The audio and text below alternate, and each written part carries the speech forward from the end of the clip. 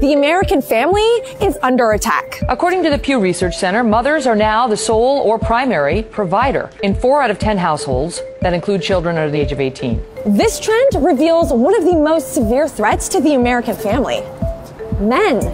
You're seeing, I think, systemically, larger than the political stories that we follow every day, something going terribly wrong in American society, and it's hurting our children. If moms are so busy with conference calls and meetings and leaning in all the time, that leaves us with one daunting challenge. Who's going to take care of the kids?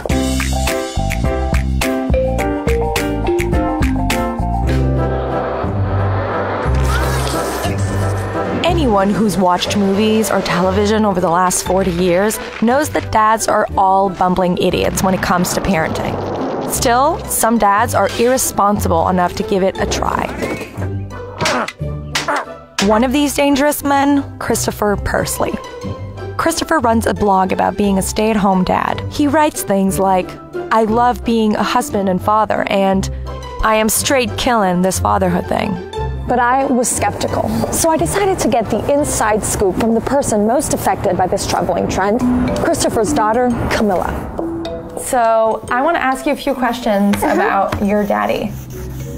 How many horror, scary movies has your dad let you watch? No, none. Has your dad ever told you that he would come to your ballet recitals and you kept like answering the phone in the middle of your show? No, but he did come to one of my ballet shows. Was he there on time? No, he was there before it was started. Have you ever been like on the subway platform and then he like forgot you on the subway platform? No, that never happens.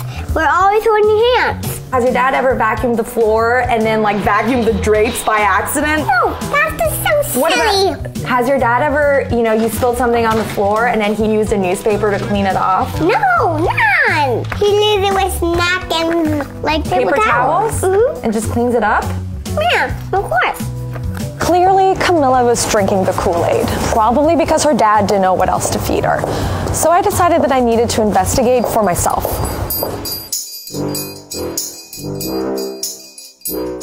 Using a hidden camera, I observed Christopher's parenting methods. I was certain I'd catch him in an act of bad parenting, so I watched anxiously, ready to intervene at any moment.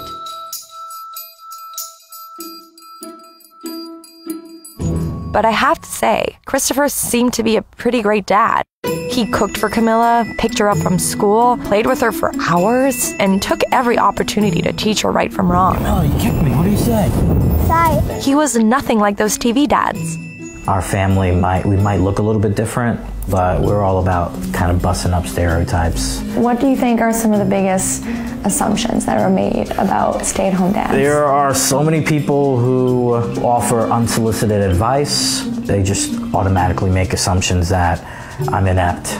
There's a diaper commercial a few years ago that was, Huggies. To prove Huggies diapers and wipes can handle anything, we put them to the toughest test imaginable. Dads. That was just not well received. And I feel from that point on, the Super Bowl just had all of these fantastic commercials that showed dads being very capable, very good parents, and not the bumbling oafs that we've seen for so long in the media. The more people see this positive portrayal of fathers, the more people hear about the competency and the fun and the beauty of being an at-home parent. I think more people are going to make that decision. It sends a really strong message to Camilla that she's going to have a dad who is a part of her life. My dad wasn't around, so for me it's been so important to have this connection with my daughter. I know she values that, and in the long run it's going to be beneficial to her. Christopher's not alone in wanting to be more involved in his daughter's life. President Obama recently talked about the importance of paid parental leave for both mothers and fathers. And Sheryl Sandberg launched the Lean In Together campaign, saying that children with involved fathers are happier, healthier, and more successful.